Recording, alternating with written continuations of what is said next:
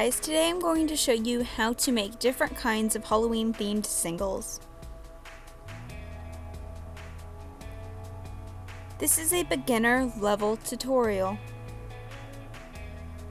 The materials you are going to need are scissors, elastic beading cord, and 2 sizes of pony beads.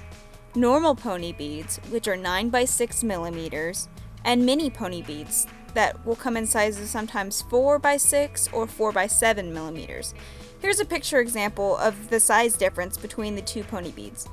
They're not necessary, but I think that they look much better.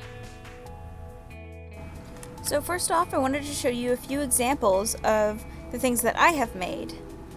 Here is a jack-o'-lantern single that I made. It's pretty simple. I just tied off a knot like I would with the normal single. And then I took the ends and tied them together to make the little loop for the stem. Like that. And you can see it's got eyes and a little mouth, and it's really cute.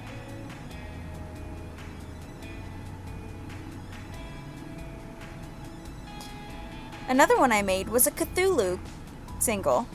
And it's got its little tentacles hanging down and the red eyes. I also made a Black Widow.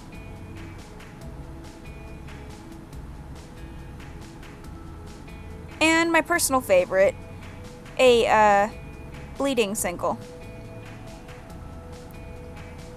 So you can have dripping blood.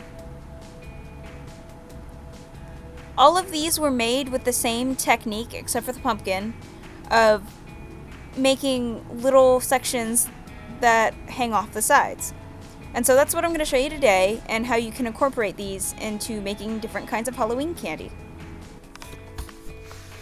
You're going to need 2 different sizes of pony beads for this. You're going to need your regular size pony beads and your mini pony beads. I only use the mini pony beads for the dripping blood single. If you want to use it for the other singles, that's fine. But this is my choice. You don't even need to use the mini pony beads. I just think that it looks better. So I picked out a string that was a similar color, and the only thing I had that was close was a pink. And I would wrap it around your wrist 2 or 3 times, and that should give you just about the right amount of string that you need for this. But don't worry too much. You can always add on more string if you need it later. Depending on your wrist size, you might need about 30 to 32 beads, give or take some. Just go up by multiples of 2 and continue all the way around. Once you've added on all your beads, we're going to tie our square knot. And just cross it over, pull your tail underneath. Cross your strings again. Go underneath. And do this about 2 to 3 more times until you feel that it is secure. Now we're going to take our scissors and only cut off our very small end, leaving our longer tail on here. Like so. I'm going to take my tail and put it through a few beads so I can hide my knot. Now that you have your string coming out of the bead, we're going to add on 5 beads. You can change the number of beads that you have in your drip. It doesn't matter. I'm just going to use 5 for this one. Whatever you think will work for you. Now you're going to separate the last bead that you put on, so it's by itself. And then we're going to take our end of our string and go back through 4 of the mini pony beads that we strung on.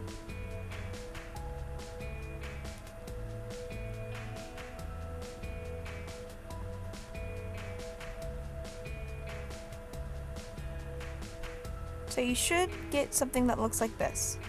The easiest way to move this is to pull on your looped bead on the end, and the rest of your beads will slide down.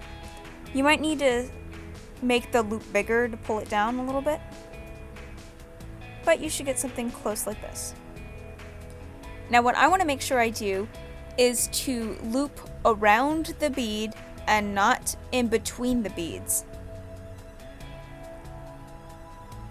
So you can see here, it sits on top of a bead. It does not go in between the bead, so it's not in the gap. And this is important because that's what will allow it to sit on the side versus pointing straight out. Continue this all the way around. Once you have added on all of your drips and you're at your last section, make sure to string through the rest of your beads till you get back to your original loop where you have tied off your single.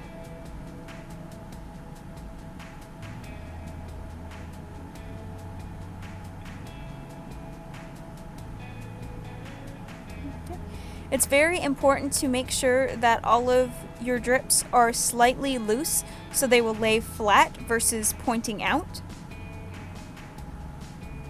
So make sure that they'll all lay flat first. And then we're going to take our string, and you can see where our original knot is, and we have a little loop there now. So we stick the end of the string through the loop, which is going to create another loop, and we pull a string through there. And we do this several times until we feel that the single is secure.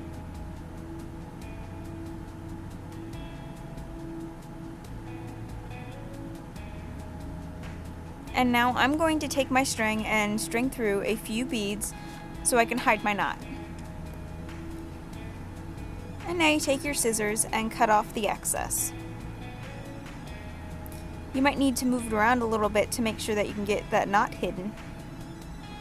And now you have successfully made your first dripping blood single.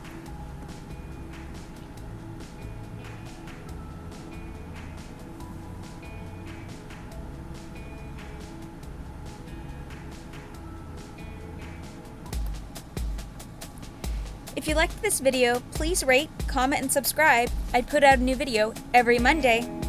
You can also check out my latest video and my playlist of other holiday beading tutorials.